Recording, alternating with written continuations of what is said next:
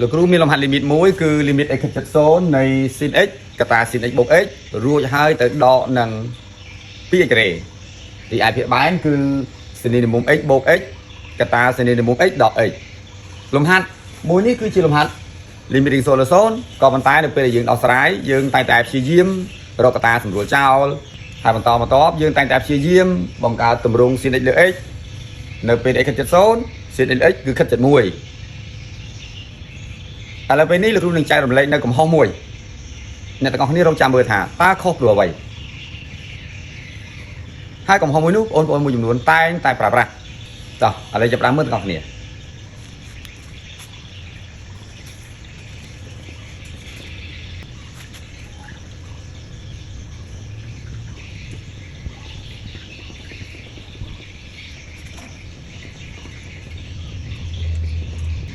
បន្តមក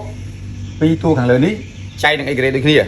ហើយក៏មានការសម្រួលចោលនិងការរៀបចំចូលទៅក្នុងទម្រង់ sin x លើ x តែម្ដង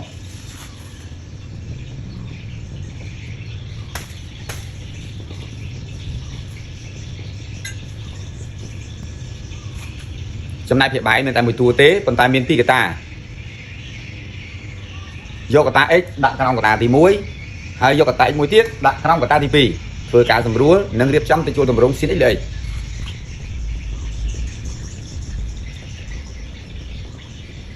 មកដល់ពេលនេះ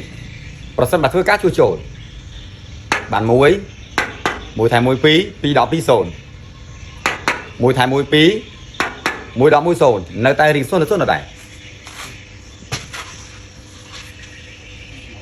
ដើម្បីអាចចេញរួចបងប្អូនមួយចំនួនគឺគាត់ជួសត្រង់ផ្នែកខ្លះនៃកន្សោមប្រភេទនេះចំនួនចូលឃើញ2ចំនួនចូលឃើញ2គាត់គិតត្រង់នោះមួយ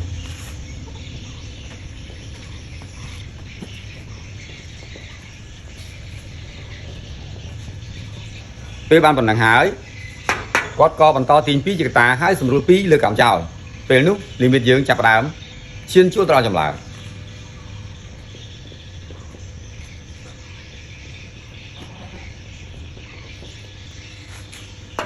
ភាគយកនិងភាគបែនដូចគ្នាសម្រួលចោលយើងទទួលបានលីមីតនៃចំនួនថេ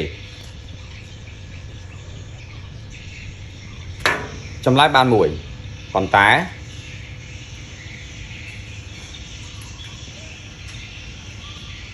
គឺជាកំហុសតើខុសត្រង់ណាព្រោះតែហេតុអ្វីទៅចូលអ្នកទាំងអស់គ្នា comment នៅខាងក្រោម